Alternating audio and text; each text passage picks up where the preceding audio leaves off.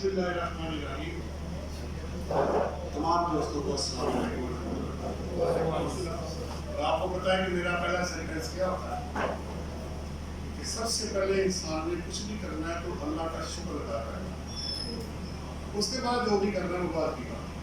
तो एक दफ़ा फिर उसने हमें हमारी ज़िंदगी में एक मौका दिया कि हम लोग इकट्ठे होके नॉलेज शेयर कर सकते। नॉलेज किसी की बाप की विरासत नहीं होती, जो जितनी मेहनत करेगा वो उतनी चीज ले जाएगा। ये टैक्सेस की दुनिया एक समंदर है, इसमें से जितना पानी निकालेंगे उससे ज्यादा अंदर आ जाएगा, मुकम्मल नहीं होता कभी। हर रोज हर वक्त हर दिन एक नई चीज, तो वैरायटी इसके अंदर आपको पता बहुत ज्यादा है। अब देख सकते हैं और कुछ ना है, चलो मैं कहता हूँ कोई नोटिफिकेशन नहीं है, कोई सर्कुलर नहीं है, कोई STGO नहीं है, सब भूल जाए तो बजट तो आएगा ना भाई एक साल के बाद। अभी मेरा 12th है, अब इंशाल्लाह ताला 13th जो अब ये एक्ट बना है तो 13th एडिशन जो है उस पर काम करना है। और आप लोगों को इंशाल्लाह, आप लोगों को नहीं सबको पूरे पाकिस्तान में फ्री बुक हमें लोगों को ऑनलाइन वो देनी है। तो एक तो ये इंशाल्लाह ताला दुआ करें कि अल्लाह हिम्मत दे, तौफीक दे, उसकी रहमत से ही है, उसी की मेहरबानी से ही है। नंबर 1। नंबर 2 ये है कि एक्ट में देख रहा था तो उसमें मैंने कहा आज मैं सैलरी की हद तक ना आपसे जरा बात कर लूं ताकि आपका 2022 और 2023 दोनों कवर हो जाए एटलीस्ट सैलरी वाली साइड में। तो वो मैंने एक स्लाइड उसी तरह आपके लिए बना ली है, तो आप इसको साइज को पहले मैक्सिमाइज करो। अच्छा आप नीचे आओ जरा पहले और आगे आगे आगे यहाँ रुकना। फर्स्ट शेड्यूल आएगा, आगे आओ, आगे चलो। 60 के बाद आएगा सीरियल, 60 के बाद ये ऊपर यहाँ फर्स्ट शेड्यूल लिखा होगा, ये देखो ये आया है आपका, ये भी इससे नीचे वाला देखो, नीचे नीचे नीचे इससे नीचे वाला सीरियल, भाई सीरियल उधर ही, हाँ ये आगे आगे लिंक लिखा हुआ है, इसको क्लिक करो। अच्छा अब रुक जाओ इधर,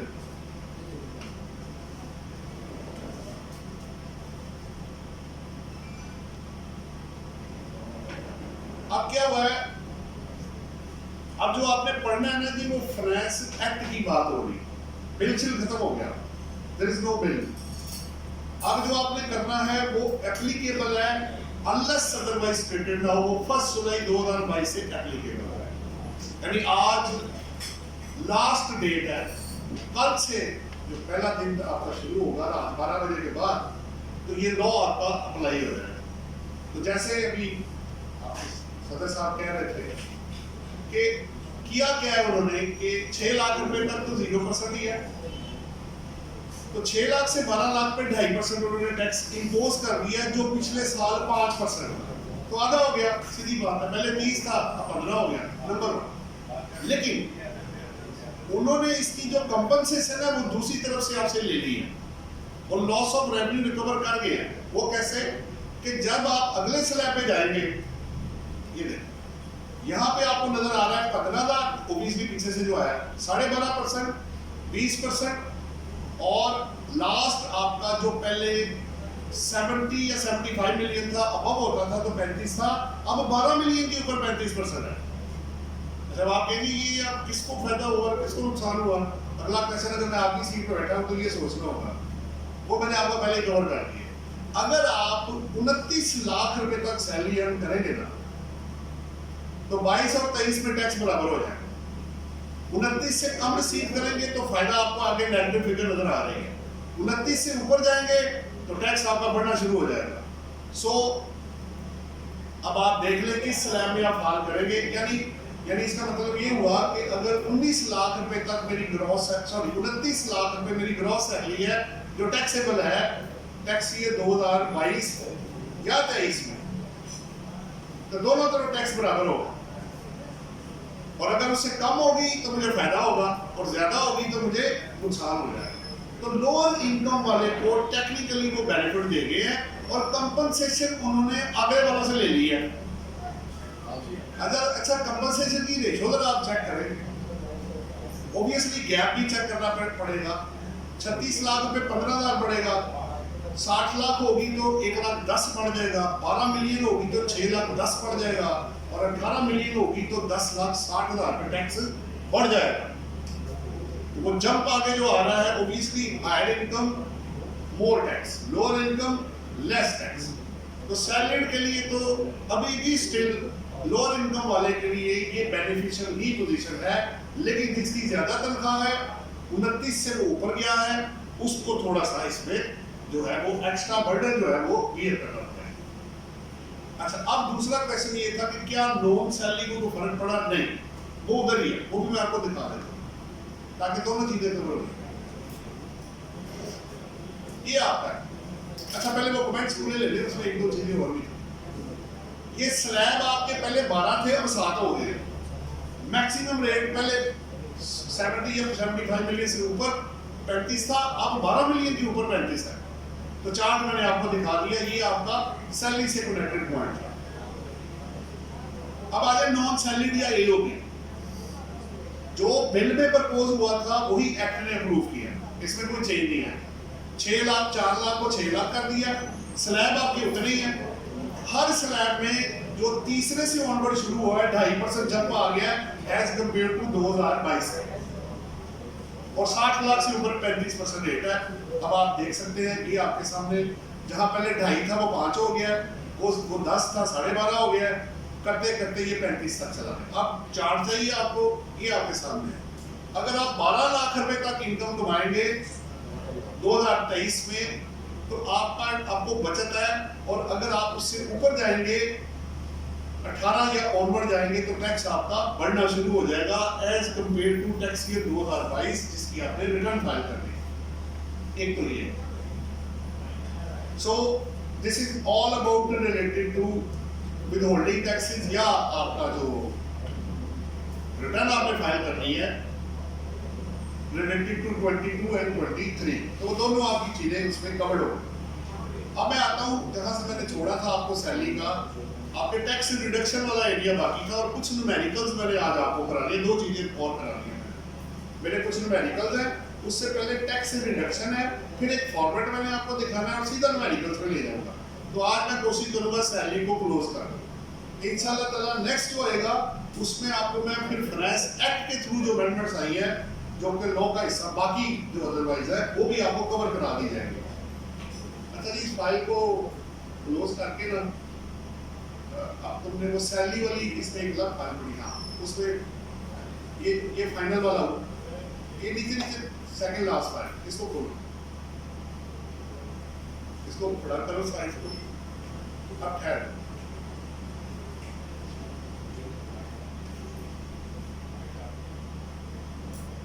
मैंने आपको लेके जाना है जी टैक्स रिडक्शंस पे जो रह गया था।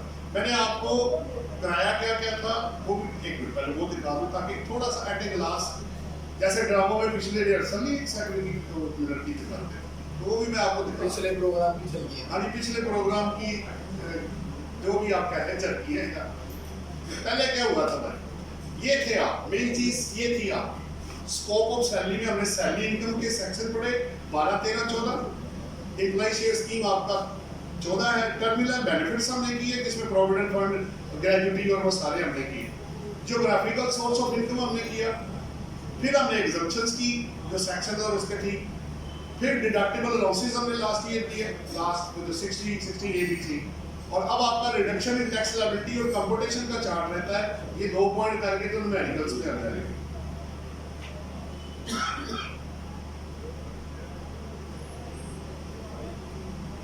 अब आपको 22 के अंदर, अब ये 22 की बात हो रही है जी, इसको 23 तो भी आया नहीं, तो वो रिडक्शन जो है ये मैंने आपको करा लिए थे जी। ये रिडक्शन कितने हैं जी, 2, 3 और 4 है टोटल रिडक्शन। पहला G transport facility for civil servants clause 27, ये है जी सेकंड शेड्यूल पार्ट 2। दूसरा है flying and submarine allowance, clause referred है पार्ट 3। फिर अलाउंसेस रिसीव्ड बाय पायलट्स है, और लास्ट है टीचर्स और फुल टाइम टीचर्स और रिसर्चर। ये 4 चीजें हमने टैक्स रिडक्शंस के अंदर कवर करनी है।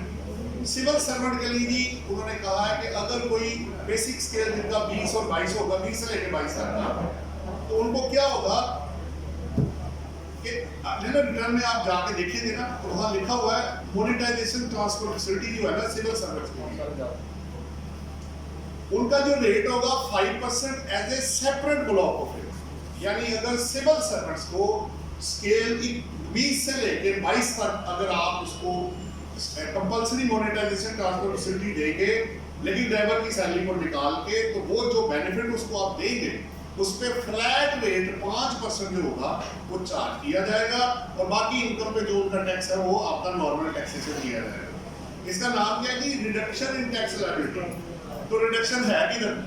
आपको नॉर्मल टैक्स कब लगा?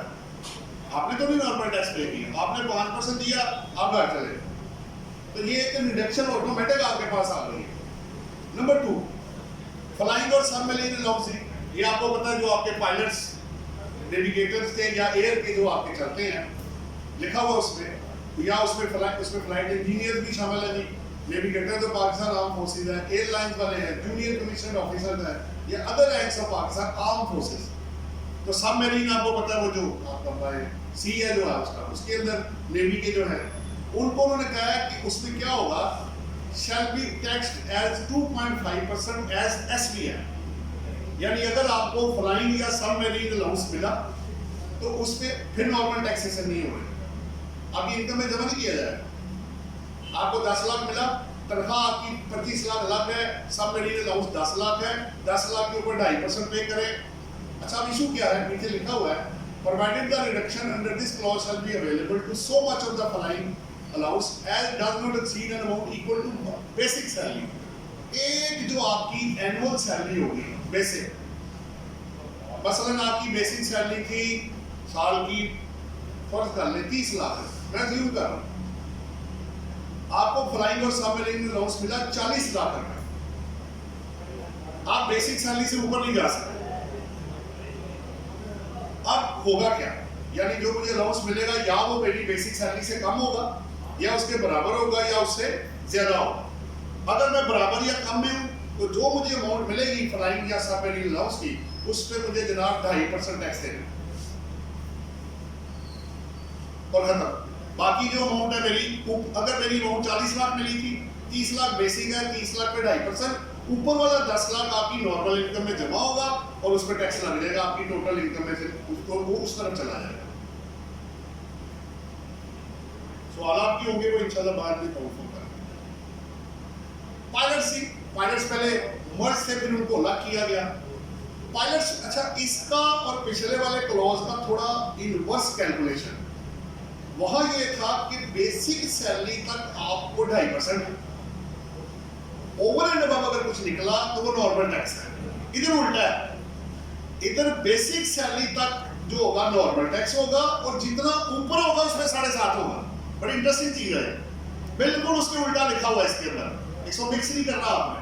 पायलट्स को, अच्छा इधर वर्ड है टोटल अलाउंसेज है, वहां वर्ड क्या था, फ्लाइंग एंड सबमरीन अलाउंसेज है, इधर क्या है, total allowances received by the pilots of Pakistan airlines 7.5% होगा। प्रोवाइजो क्या है साहब, the reduction under this clause shall be available to so much of the allowances as exceeds an amount equal to the basic salary। basic salary अब उल्टा हो गया, मुझे मिला 40 लाख, बेसिक है मेरी 30 लाख, जो 30 लाख होगा वो नॉर्मल टैक्सेशन में होगा, जो उससे ऊपर होगा वो किधर चला जाएगा, 7.5% में चला जाएगा। तो पहले क्या था, पहले बेसिक तक 5% था, ओवर एंड अबव वाला नॉर्मल में गया था, अब बेसिक वाला सैलरी में जाएगा, ओवर एंड अबव वाला चला जाएगा आपका 7.5%।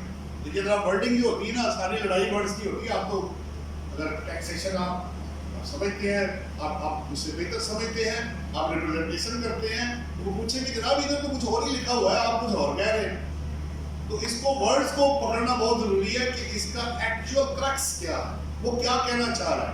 आप उसी तरह ही कर रहे हैं कि नहीं कर रहे।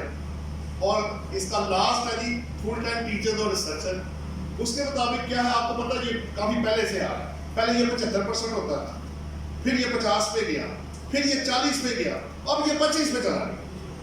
सो और अल्टीमेटली इसमें खत्म हो जाना जो मुझे लग रहा है। जिस तरह ये आ रहा है 75 से अगर 25 हो सकता है तो 0 क्यों नहीं हो सकता?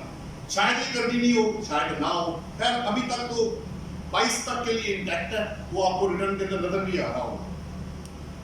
अब क्या है, फुल टाइम टीचर और रिसर्चर को जो गवर्नमेंट इदारे में या नॉन प्रॉफिट ऑर्गेनाइजेशन या रिसर्च एंड ट्रेनिंग इंस्टीट्यूट में काम करेगा, अगर वो फुल टाइम टीचर है और रिसर्चर या रिसर्चर, तो उसको अपनी तनख्वाह के ऊपर 25% टैक्स का क्रेडिट रिडक्शन उसको मिल जाएगा। अब यहाँ दो चीजें उन्होंने, एक तो उन्होंने नीचे ऐड कर दिया है कि अगर कोई बंदा टीचर या मेडिकल प्रोफेशन के अंदर है, अगर वो अपनी प्राइवेट प्रैक्टिस करेगा तो उस सूरत में ये रिलीफ अवेलेबल नहीं होगा। ये उन्होंने स्पेसिफिकली बाद में ऐड किया है, अभी आपके सामने आ जाता है, उसको आप देख भी लें।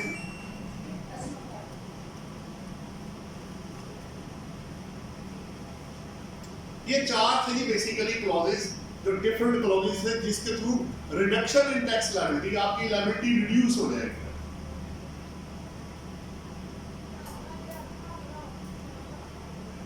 सो आप पहले केस को स्टडी कर लें। अगर आपका केस, आपका क्लाइंट अगर फ्लाइंग और साबर मेरीन अलाउंस पे या पाइल्स वाली क्लॉज में या फुल टाइम टीचर और रिसर्चर है, तो आप उस सूरत में ये बेनिफिट जो है अवेल ये चल रहा है। स्टार्ट जी सर।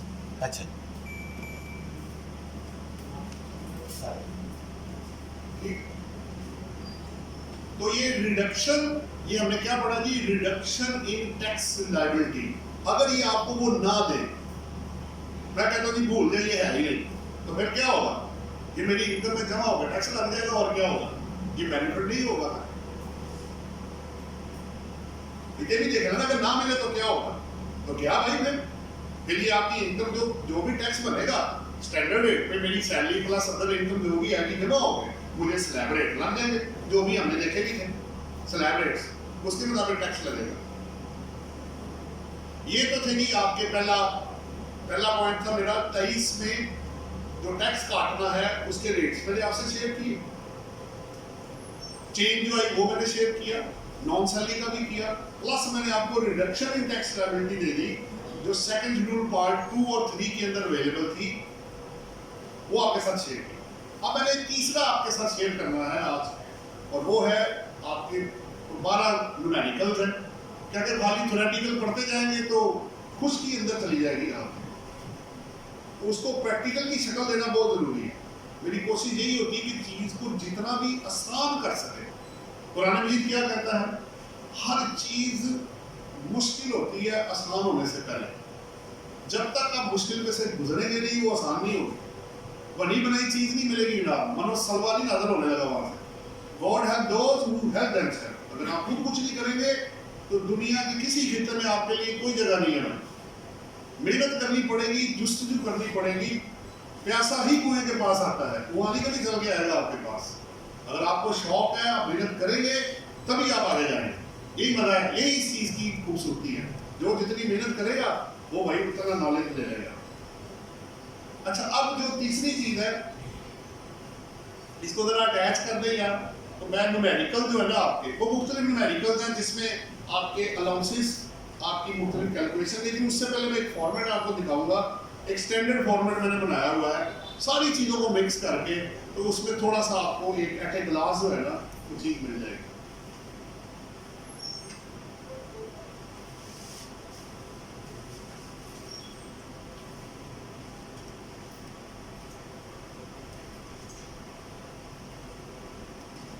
हाँ जी, ये आ गया,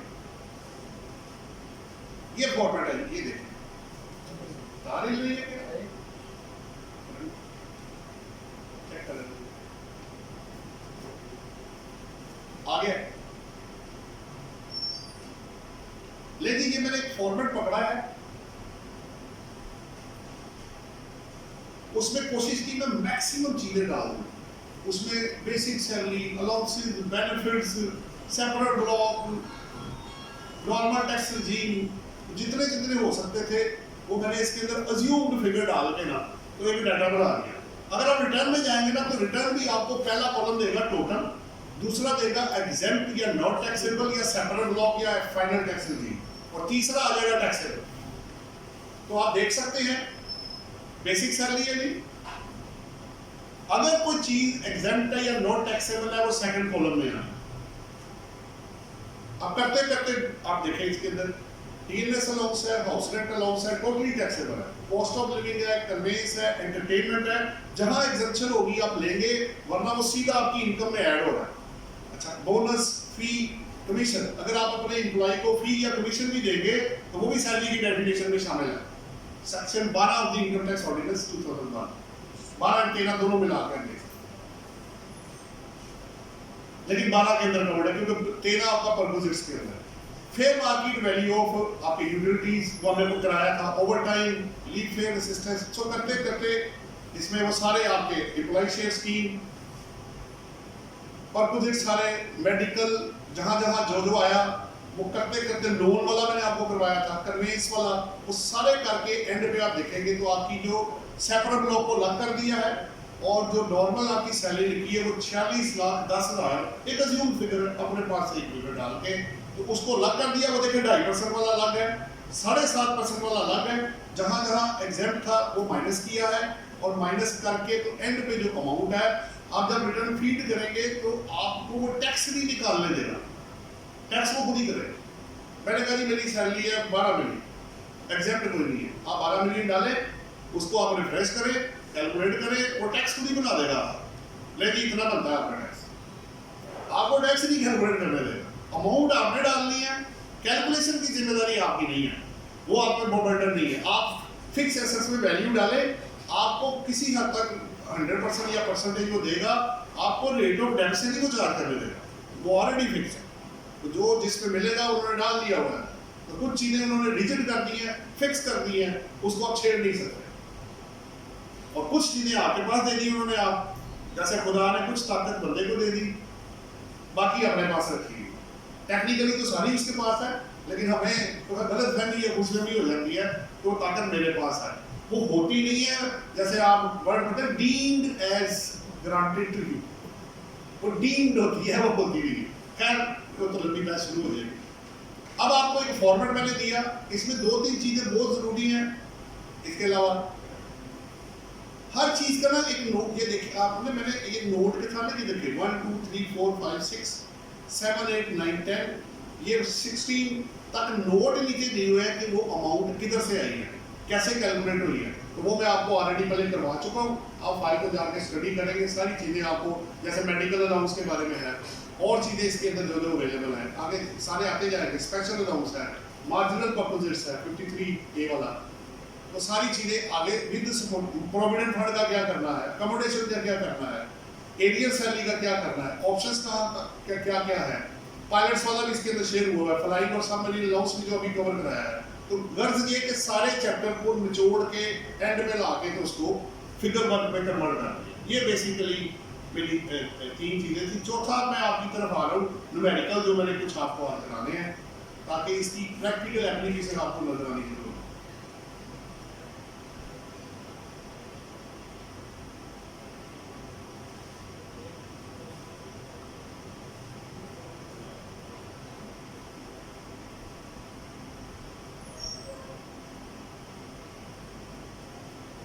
एक और इससे पहले कि मैं इसको आपको न्यूमेरिकल्स कराऊं, मैंने आपको लास्ट टाइम ना, मुझे याद पड़ता, मैंने आपको एसएमई का कॉन्सेप्ट जो मैंने आपको शेयर किया था उसको ज़हन में रखिएगा, क्योंकि ये 22 की रिटर्न जो आपने फाइल करनी है ना, उसमें मैंने 3-4 रिटर्न्स में ऑलरेडी 21 में फायदा लिया हुआ कि वो मैन्युफैक्चरर थे, उनकी टर्नओवर 250 मिलियन से कम थी, तो उनको मैंने किसी का 0.25 में चला गया, किसी का 0.5 में चला गया।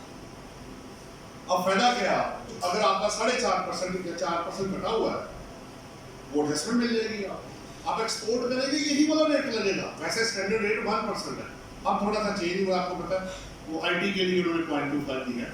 अदरवाइज इसके अंदर अगर आप आ जाते हैं तो आपकी एक्सपोर्ट में भी वही रेट लगेगा जो उसने शेड्यूल में दिया हुआ है, तो 100 मिलियन तक टर्नओवर होगी 0.25% देते फाइनल।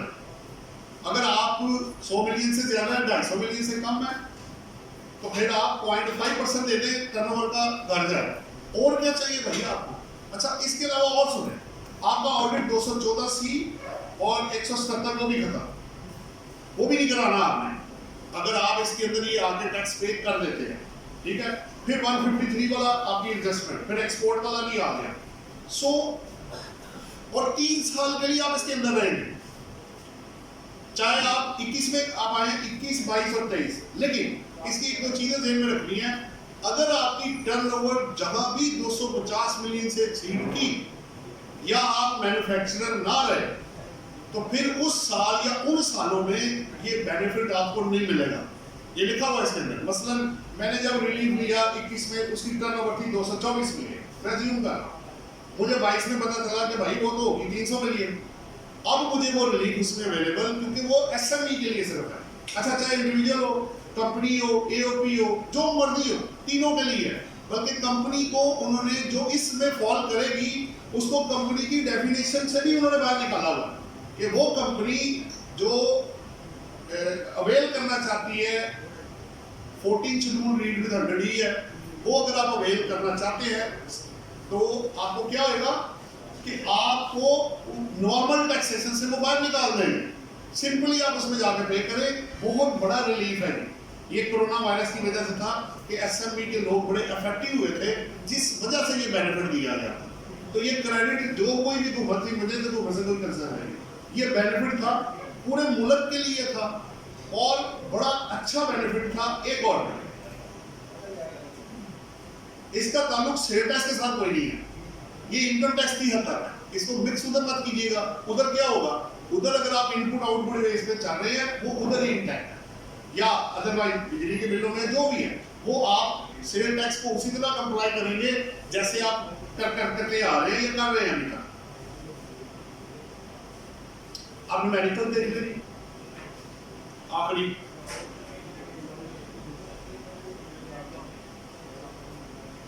पहला जी न्यूमेरिकल, अगर आप किसी कंपनी में पार्ट टाइम भी एम्प्लॉई है तो उस अमाउंट जो आपको दी जाएगी उसको तनख्वाह ही समझा जाएगा। मसलन एक बंदा पार्ट टाइम 2 जगह पे काम करता है, 3 जगह पे करता है, 4 जगह पे करता है, चारों जगहों से वो अपनी फिक्स अमाउंट ले रहा है, 15-15 हज़ार करके वो चारों से पैसे ले रहा है, but not as a consultant. वो कंसल्टेंट नहीं है, वो फी नहीं ले रहा। अगर वो फी है तो 153 के अंदर सेक्शन 18 के अंदर जाएगा। अगर आप एम्प्लॉई हैं, जनाब मुझे तनख्वाह मिलती है, मेरा 149 में टैक्स करता है, मैं एम्प्लॉई हूं, तो फिर आप क्या होंगे, आप एम्प्लॉई ही कंसिडर हो। ये पहला था, ये मैंने आपको कराया था, अगर आपको याद हो तो एरियर सैलरी जब रिसीव होती है, पिछले पैसे अगले साल में रिसीव हो गए, तो आप कहेंगे जनाब मुझे तो स्लैब ऊपर चला जाएगा जब मैं ज्यादा पैसे रिसीव करूंगा। तो आपको ऑप्शन आ गई थी कि उसको करंट आप 2 ऑप्शन है, या तो जिसमें रिसीव हुआ रिसीव करके ऑफर कर ले, सिंपल आप टैक्स दे दे, अगर नहीं तो जिस साल की वो इनकम है उसको वहां जाके ऐड करें और टैक्स को रिकम्प्यूट कर लें और वो वाले पैसे आप दे दें। लेकिन ऑप्शन, अच्छा लोग अक्सर कहते हैं जी टैक्स तो बेनिफिट को नहीं देता, इसमें उन्होंने खुद आपको कहा हुआ है कि आपके पास ये ऑप्शन है कि जिस तरफ टैक्स कम होगा अब वो दे दे। देखिए अगर आप सच बोलेंगे तो टैक्स भी आपको रिलीफ, डिपार्टमेंट भी आपको और एफिलिएट बॉडीज आपको रिलीफ देगी। क्या आप सच बोल रहे हैं? क्या वो लीगल कवरेज आपके पास है? क्या आप उसको कवर कर रहे हैं?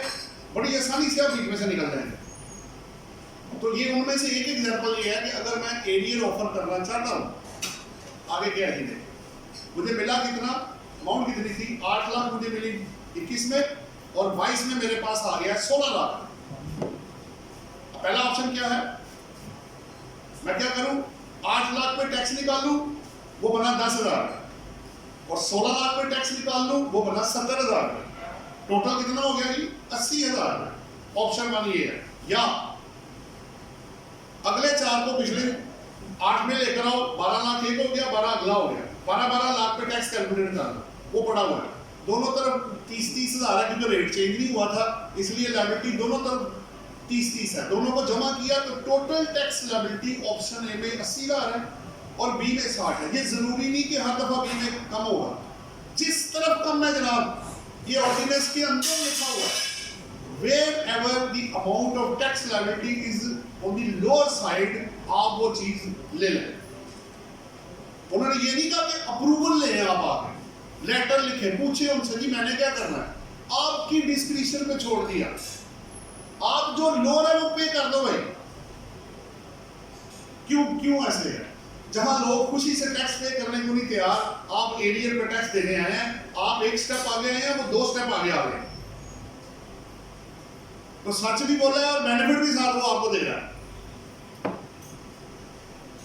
नेक्स्ट क्वेश्चन, गोल्डन हैंडशेक पे हमने बात की थी, जब लमसम अमाउंट लोगों के पास आ जाती है एकदम से रेट बढ़ जाता है। उसने कहा जनाब मेहनत मैंने की, धक्के मैं खाता रहा, गर्मी सर्दी मैंने बर्दाश्त की, बीमार मैं हुआ, इतनी मेहनत की, अब जब मैं अगली रिटायरमेंट मैंने ली और पैसा आ गया है तो आप सीधा इनकम में डाल के मुझे टैक्स लगाने लगे, वो तो बहुत ज्यादा हो जाएगा, आपकी मेहरबानी को फेवर करें। उन्होंने कहा ठीक है, हम आपको फिर 2 ऑप्शन देते हैं। पहला, करंट ईयर की इनकम में ऐड कर लो, टैक्स कैलकुलेट कर लो। दूसरा ऑप्शन क्या है कि करंट इनकम को करंट में रहने दो और जो आपको गोल्डन हैंडशेक आया है उसको लास्ट 3 ईयर का एवरेज रेट लगा लो, फिर टोटल टैक्स लायबिलिटी निकाल लो, फिर जिस तरह कम है वो दे देना यार, चलो फिर आ जाओ। ये भी आपने छोड़ दिया, ये नहीं कहा कि जिस तरफ ज्यादा वो पे करो, जिस तरफ कम है वो दे दो भाई। तो आगे देखेंगे आप, अगर मैंने पहला ऑप्शन क्या है, 9 लाख मुझे गोल्डन हैंडशेक मिला, 6 पहले आ रहा था, 15 लाख पे 60,000 लायबिलिटी बनती है अगर मैं सीधा ऑफर करूं। अगर मैं जाता हूं तो 6 लाख पे नील है, 9 लाख पे लास्ट 3 ईयर का एवरेज रेट 12.08% है, नीचे नोट दिया हुआ है, वो 1,08,720 है। फिर वही पॉइंट है, ये जरूरी नहीं है कि सेकंड ऑप्शन में हमेशा टैक्स कम होगा, जिस तरफ कम होगा आपको दे दी चॉइस, चॉइस आपकी है, आपके पास है।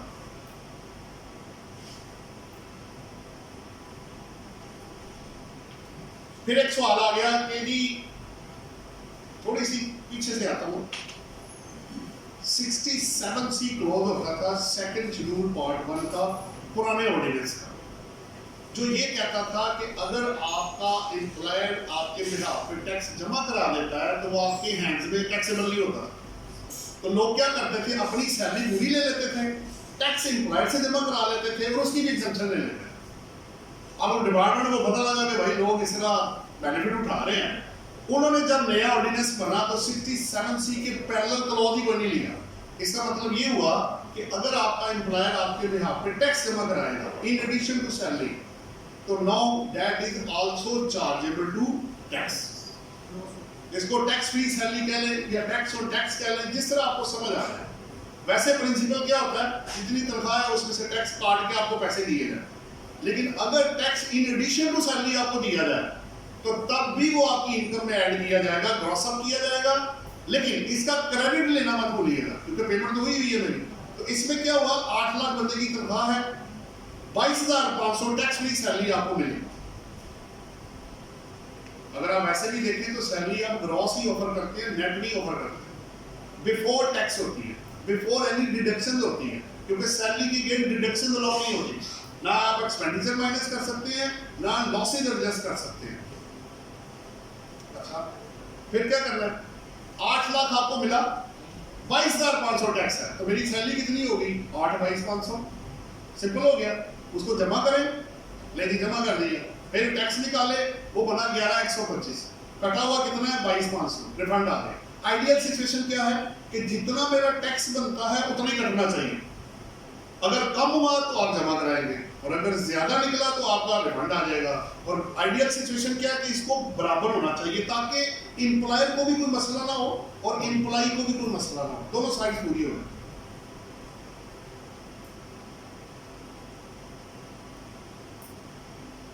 ये भी हमने एक कार के लिए एग्जांपल बनाई, जब आपको कार की फैसिलिटी दी जाती है एम्प्लॉयर की तरफ से, तो 4 केसेस, ऊपर डाटा वही है, पे 60,000 per month, house rent allowance, नाम देखिए इंडिविजुअल है, फाइनेंशियल ईयर है, सीनियर मैनेजर है, house rent allowance totally taxable, utilities 8,000 per month. इसमें एक इंपॉर्टेंट चीज जो नोट करने वाली है ना, दो की पॉइंट्स है इसके अंदर। पहला, आपने ये जरूर चेक करना है कि बंदे की अपॉइंटमेंट कब हुई है। अगर मैं आए ड्यूरिंग दी टैक्स ईयर हूं तो फिर 12 माह की सैलरी नहीं निकलेगी, फिर जब से मेरी अपॉइंटमेंट हुई है मेरा पीरियड वहां से शुरू होगा। और दूसरा पॉइंट, क्या मुझे पूरे पीरियड की तनख्वाह रिसीव्ड हुई है? अगर मुझे वो रिसीव्ड नहीं हुई तो आपने रिसीव्ड वाली अमाउंट ऑफर करनी सेक्शन 12 के मुताबिक। सैलरी रिसीव्ड बेसिस पे ऑफर करनी है, लेकिन वेल्थ स्टेटमेंट बनाते वक्त रिसीवेबल वर्ड डाल दीजिएगा, वो अक्रूवल बेस पे। अगर आपको पूरे साल की तनख्वाह नहीं मिली तो इनकम टैक्स की रिटर्न आपकी मिल भी जाएगी, अगर कोई और इनकम नहीं है तो। ठीक हो गया। वेल्थ स्टेटमेंट में आपने salary to salary receivable to salary income पूरा 12 लाख रुपए आपने डालना है, वहां रिसीवेबल पूरा आना है, क्योंकि 116 सेक्शन ये कहता है कि आप, अगर मैं आप सबसे पूछूं ये लिखा कहां हुआ है, ये भी एक सवाल था। मैंने कहा कि रिसीव्ड बेसिस पे सेक्शन 12 में लिखा हुआ है, पढ़ ले जाओ। एनी सैलरी रिसीव्ड, ये जो मैंने वेल्थ में अक्रूवल डाल दी है, ये आया कहां से भाई? ये लॉ में कहां लिखा हुआ? वो सर वो छोड़ दें, अभी तो हमें शराब उगल लेने दें, उनको छोड़ दें, ठीक है ना। जो बंदा मौजूद नहीं होता उसको अच्छे लफ्जों में याद किया करें, वो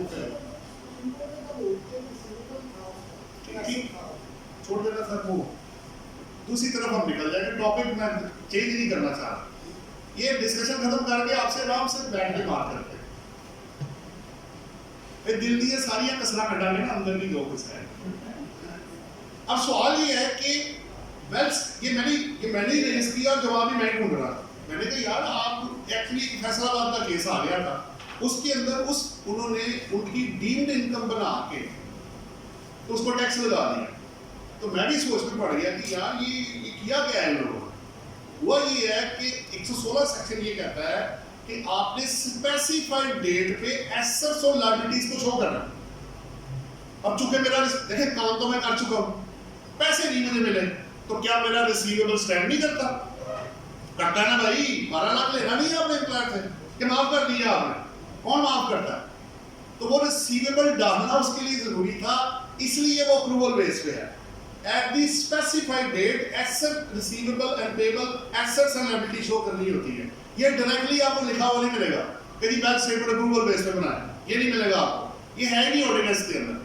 ये उसकी इस सेंटेंस में से निकलता है जो 116 के अंदर है कि assets and liabilities at the specified date. अब चूंकि रिसीवेबल एसेट है ऑटोमेटिक आ गया उसके अंदर, ये वजह होगी। खैर ये पैसे आ गए नहीं, अब उसको एक गाड़ी मिली और गाड़ी के हमने चार केसेस बना दिए। पहला क्या बनाया कि कॉस्ट है 5 लाख रुपए और पर्सनल यूज के लिए गाड़ी दी गई है। तो आपको मैंने पढ़ाया था पर्सनल में 10% of the cost of asset employ की इनकम में ऐड होने से। दूसरा केस हमने बनाया independent, cost of car 5 lakh है और बिजनेस यूज ओनली के लिए दी गई है, तो कुछ भी ऐड नहीं होगा क्योंकि वो तो बिजनेस पर्पस के लिए है। फिर तीसरा आ गया कि कार की कॉस्ट तो वही है, पार्टली बिजनेस है पार्टली पर्सनल, तो 5% आ जाएगा। और चौथा हमने क्या बनाया कि लीज पे गाड़ी आई है, फेयर मार्केट वैल्यू 5 लाख है और पर्सनल यूज के लिए है, तो फेयर मार्केट वैल्यू को आपने लेना है विदाउट मार्कअप के। फेयर मार्केट वैल्यू अगर मैं गाड़ी मार्केट से खरीदूं मार्कअप के साथ 8.5 लाख की, मार्कअप के बगैर 5 लाख की, तो जो फेयर मार्केट वैल्यू होगी विदाउट मार्कअप के उसका आप 5% लेंगे। लेकिन ये 4 केसेस हैं, इसका जवाब आप देख लें तो बेहतर हो जाए।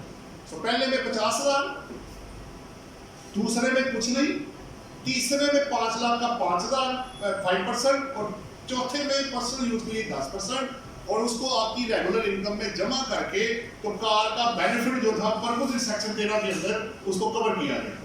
यानी अगर एम्प्लॉयर एम्प्लॉय को गाड़ी देता है किसी भी पर्पस के लिए, सारे कवर करते हैं, बिजनेस सिर्फ पर्सनल सिर्फ बिजनेस दोनों, और अगर नहीं दी तो फिर टेंशन वाली कोई बात नहीं है, फिर कुछ भी नहीं आएगा। जब आप बेनिफिट रिसीव करेंगे तभी आप ऐड करेंगे, अदरवाइज कुछ करने की जरूरत नहीं है। इसमें एक अच्छा सवाल है वैसे, वो मैं रेज कर देता हूँ, ये कब तक 10% लेना है? आपको अगर 20 साल गाड़ी मिली रही तो क्या 10 साल बाद जीरो कर दें? नहीं, 10 साल में तो कॉस्ट पूरी हो गई। 10 लाख की गाड़ी है, हर साल 1 लाख ऐड हुआ, तो 10 साल बाद 10 लाख ऐड हो गया। मैं अभी गाड़ी चला रहा हूँ, अगले 10 साल में मैंने गाड़ी चलाई है, तो 10 साल के बाद क्या होगा? क्या जीरो करें या हम फिर 1-1 लाख ऐड करते जाए? सवाल ये है। बिल्कुल ऐड होता जाएगा। इसमें ये नहीं लिखा हुआ कि 10 साल तक सिर्फ करना। अच्छा, अगर आपको ज्यादा एतराज है गाड़ी वापस कर दो यार, क्यों इस्तेमाल कर रहे हो? वैसे भी प्रैक्टिकल में ना गाड़ी 3, 5 या 7 साल बाद गाड़ी रिप्लेस कर दी जाती है। उनको पता होता है गाड़ी अब खराब होना शुरू हो गई है, तो जितने पैसे बचाने हैं उससे ज़्यादा वक्त निकल जाना है। तो गाड़ी वो अच्छी हालत की आपको दे, आप स्टार्ट करें, वो चले, वक्त आपका बच जाएगा। आप नई गाड़ी अगर 5 साल सही चला लेते हैं तो जनाब पैसे तो आपने पूरे कर लिए। जहाँ आप खड़े थे, आपने सर्फ मारा, गाड़ी स्टार्ट हुई, आप वक्त पे गए, वक्त पे वापस आ गए, तो क्या 5 साल में अपनी कीमत आपने ले ली? प्रोवाइडेड ही उसको चलाते रहे हो आप, और खड़ी रहेगी तो फिर सिचुएशन होगा, फिर तो आपने इस्तेमाल ली। तो वो कीमत तो फिर रिकवरी आप कर ही लेते। एक दफा खाली तो वो आपको करेंगे नई चीज में, पैसा तो वो लेंगे फिर अच्छा खासा, लेकिन 4 दिन फिर वो आपको गाड़ी, आपको किसी के पास जाने की जरूरत नहीं कि अल्लाह माफ कर कोई एक्सीडेंट ना हो जाए, अदरवाइज गाड़ी आपको कुछ नहीं करे। तो बेनिफिट तो आप ले चुके हुए, तो आपने लिया तो ऐड हुआ, नहीं होगा तो छोड़ दें। लेकिन अभी मैं इसको इधर ही स्टॉप करता हूं, क्योंकि as per directions of the management of the Lahore tax bar, उन्होंने कहा आप अपने सेशन को कम से कम रखें और लोगों को आदत डालें कि वो क्वेश्चन आंसर सेक्शन पे आए, उससे लर्निंग उनकी ज्यादा होती है। तो मैं भी इस बात पे कन्विंस्ड हूं कि लेक्चर जितना लेंथी करेंगे उतनी ही आपको नींद आएगी, उतना ही मैं आपको बुरा लगना शुरू हो जाऊंगा। तो इससे पहले कि मैं आपको आप आगे समझदार हैं, तो मैं आपको लोग ओपन कर देता हूँ कि पहले आप सैलरी में से अगर कोई क्वेश्चन है तो वो कर लें, उसके बाद फिर हम जो टॉपिक से हटके क्वेश्चन होंगे वो भी आपके बाद में एंटरटेन कर लेंगे। जी जनाब, सैलरी से कनेक्टेड जो मैंने आपको दिया, इसमें से कुछ चीज आप मुझसे पूछना चाहते हैं तो आप बिस्मिल्लाह करें। यार माइक की बगैर नहीं करना, बगैर की आवाज चली जाएगी सबको, या घुमाना पड़ेगा अंदर वगैरह।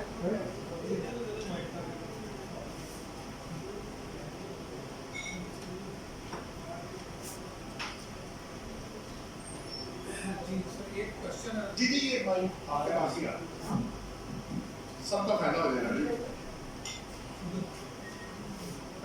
चलो कर लें।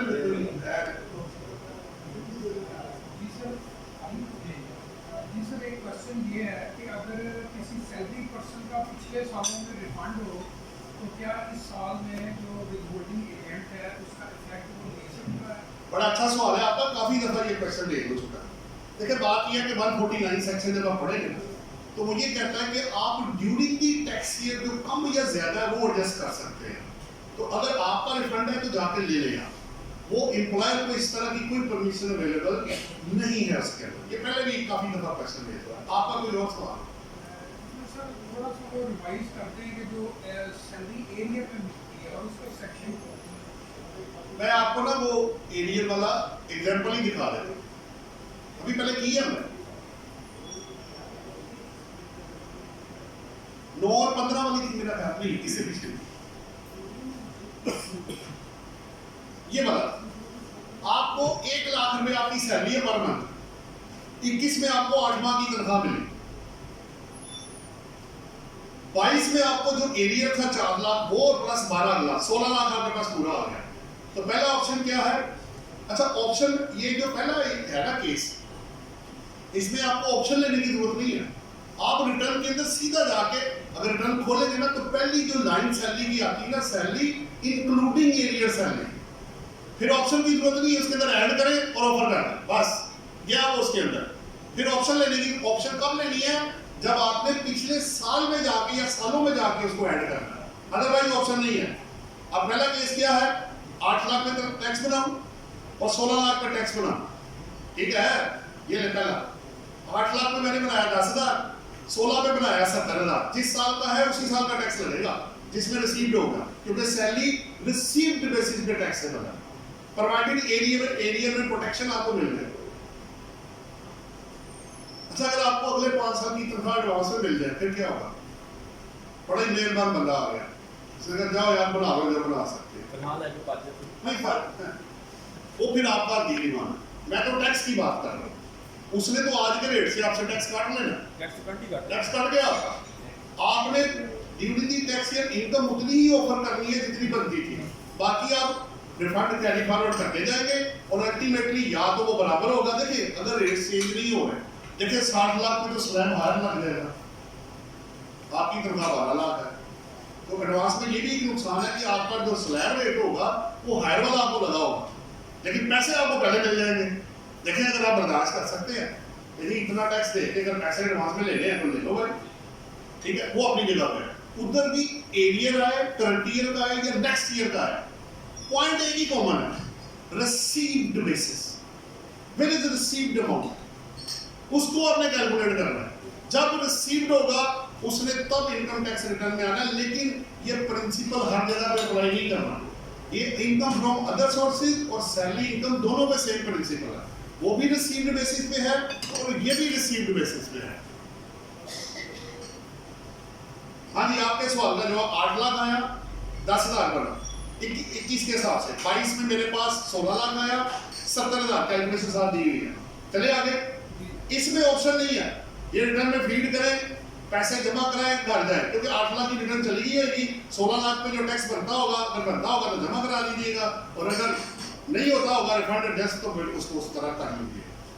दूसरा क्या है, 4 को पीछे लेके जाए, जिस साल की उसको 12 ऊपर गया 12 ही नीचे रह गया, तो दोनों तरफ अमाउंट बाय चांस सेम है, क्योंकि रेट चेंज नहीं हुए थे 21 और 22 सेम रहे थे, तो 30,000 ऊपर निकला, 30,000 नीचे आया, टोटल कितना हो गया 60।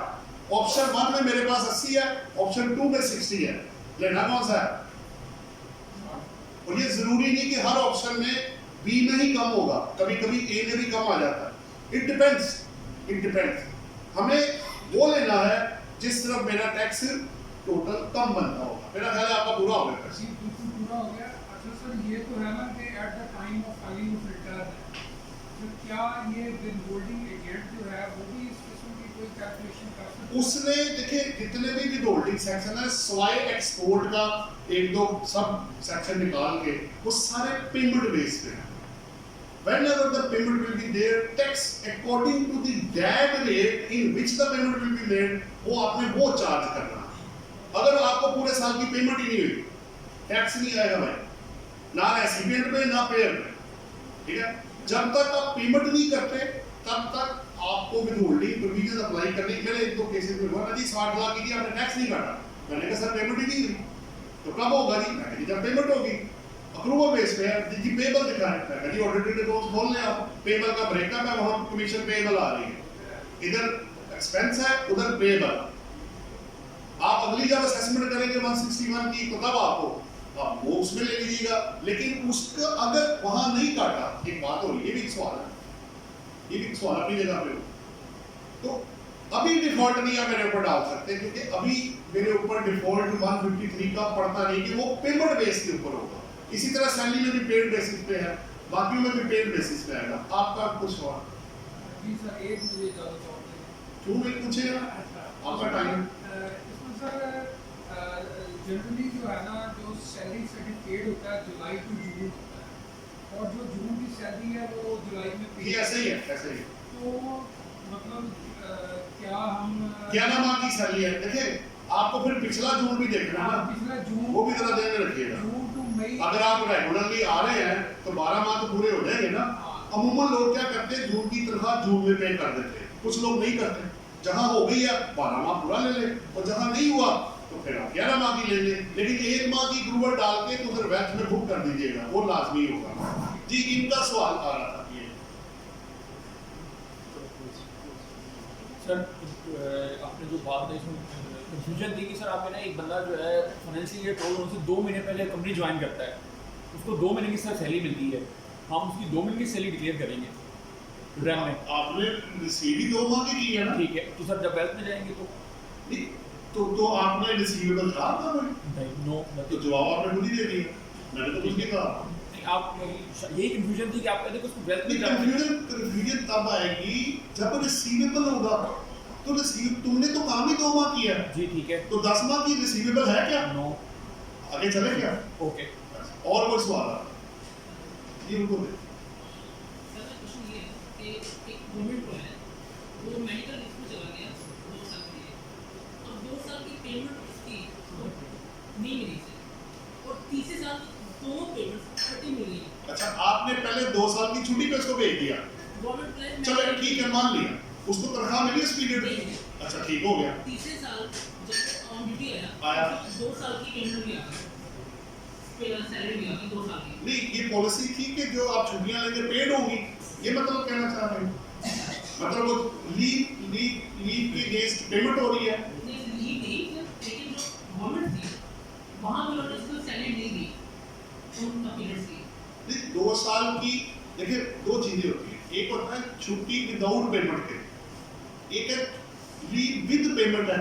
ये क्या है? सिर्फ दो पेमेंट मतलब फेक एंट्री तो नहीं ना डाल रहे आप, नहीं मतलब वहाँ अटेंडेंस लगवा के शो करती है मैं आया हूँ तो पैसे ले लियो, नहीं इस तरह का सीन तो नहीं है ना। नहीं सर, वो मेडिकल तो वो फेक भी लोग करते हैं ना, बहुत कुछ करते हैं। जी सर, ये जेन्युइन केस है, आप ये प्रेजेंट कर रहे हैं कि मैंने 2 साल छुट्टी ली है जी लेकिन मुझे तनख्वाह मिल रही है, ऐसा ही है। यस सर, अब आपको पैसे मिल गए, जी तो उन्होंने टेस्ट कैसे कर सवाल अच्छा है आपका, क्योंकि इसका मतलब ये हुआ कि आपका रिसीवेबल ऑटोमेटिक स्टैंड कर गया, क्योंकि आपकी छुट्टियां भी तो पेमेंट है, आप काम करें या ना करें पैसे उन्होंने आपको देने हैं, तो आप बैंक में रिसीवेबल डाल सकते हैं, क्योंकि you are entitled to receive. अगर वो पेबल स्टैंड कर सकता है तो मैं रिसीवेबल क्यों नहीं स्टैंड कर सकता? आप कर दीजिएगा, कोई मसला नहीं है, और साथ अपॉइंटमेंट लेटर दिखा दीजिएगा, सर ये देखें मैंने छुट्टियां की लेकिन ये विद पेमेंट था, तो मुझे पेमेंट जरूर लेट मिली है, तो चूंकि मेरा रिसीवेबल था, फिर कल वो इकट्ठा आएगा तो आप कहेंगे ये कहाँ से आ गया, तो वो इकट्ठा मेरे पास अब आया है तो वो रिसीवेबल के केस में पेमेंट आ जाएगी। उसके ऊपर टेस्ट करेगा जो सिविल नहीं, रिसीवेबल पे तो टैक्स नहीं होता ना, वो तो रिसीव्ड बेसिस पे है। अच्छा, फिर आप बेनिफिट ले लिया एरियर का, यस सर, फिर एरियर में जाके चेक कर लीजिएगा, जिस तरह टैक्स कम होगा लॉ ने रिलीफ दिया हुआ है। सैलरीड क्लास के लिए लॉ बड़ा बेनिफिशियल है, दिया क्यों दे रहे हो ये बात, क्योंकि वो सैलरीड क्लास को बेनिफिट देना चाहते हैं, वो दिया हुआ है। आपका कोई और सवाल है? जी सर, उनका सवाल आ रहा है सर ग्रेजुएटी के हवाले से पूछे। सर एम्प्लॉय की करती है तो भी होती है हर मंथ ग्रेजुएटी में ये ग्रेजुएटी नहीं होती, ये CP fund sir CP fund means GP GP fund, अच्छा फंड है वो तो, हाँ जी फंड है उसमें प्रोविडेंट फंड है, इस तरह भी ये सर फंड गवर्नमेंट का एम्प्लॉई है। हाँ जी गवर्नमेंट का आपका employee इशू है, क्या है? उसमें उसको उसकी जो है वो पर मंथ कटौती होती है सैलरी होती है, जितनी उसकी कटौती होती है उतनी एम्प्लॉय ने ठीक है। फिर ठीक है, अब इसे हर साल जो है हम कैसे ट्रीट करेंगे? अपने बुक्स में देखे ना, सैलरी तो अपने ग्रॉस डाली हुई है, जी अगर आपने डिडक्शन माइनस की ही है तो आपका ऑटोमेटिक आपका रिसीवेबल, अगर तो आप देखिए 2 ऑप्शन है, ग्रॉस डाल के तो डिडक्शंस को नीचे एक्सपेंस आउट कर, और जितना आपका शेयर रिसीवेबल है उधर से वो रिसीवेबल डालना है ना आपने। वो सीधे में डाल जी बिल्कुल रिसीवेबल है, देखिए ना कल को इकट्ठा पैसा आएगा, जी, जी। वो कहेगा भाई ये कहाँ से आ गया पैसा तुम्हारे पास, तुम तो इंटाइटल ही नहीं थे, जबकि आपकी इंटाइटलमेंट आपको पता है ये बेसिस पे ये काउंट करते हैं, तो जितने ये बार काम करेंगे तो उनकी कैलकुलेशन का जो भी तरीका उन्होंने बनाया हुआ है वो आप अपना साथ साथ लेटर लेते जाए ना उनका, वो आपके लेटर में लिखा होता है उन्होंने कि आपका इतना फंड स्टैंड कर दिया है, आप जब रिटायर होंगे या जाएंगे अल्लाह से अदरवाइज कोई सिचुएशन ऐसी ना हो वो पैसे आपको दिए जाएंगे। और गवर्नमेंट में तो वैसे ही एग्जाम्प्ट है, चाहे आप अपना लेंगे उनका जो भी है, अपने वाला तो पहले टैक्स हो गया होता है, वो मैंने आपको बता दिया था। एम्प्लॉई का जो शेयर होता है वो ग्रॉस सैलरी चूंकि पहले ऑफर होती है, इसलिए बाद में जब रिसीव होगा तो आप मेरी वो इनकम जिसमें मैं ऑलरेडी टैक्स दे चुका हूँ दोबारा टैक्स नहीं लगा सकते, और अदरवाइज वाली पेमेंट वैसे ही एग्जाम्प्ट है, वो मैंने आपको प्रोविडेंट फंड के शेड्यूल में चेक करा दिया था। आपका कोई और सवाल? हाँ जी, किसी का कोई क्वेश्चन हो इससे पहले कि मैं क्लोज करूँ? क्लोज करें जी फिर, बाकी इंशाल्लाह नेक्स्ट टाइम इसको जो है मैं कोशिश करूंगा कि जो एक्ट के अंदर जो बन गया है विद एक्ट और प्लस आपको उसकी जो अमेंडमेंट्स हैं उसको शॉर्ट करके वो आपके साथ शेयर कर सकें। आप लोगों का बहुत बहुत शुक्रिया। अल्लाह हाफ़िज़।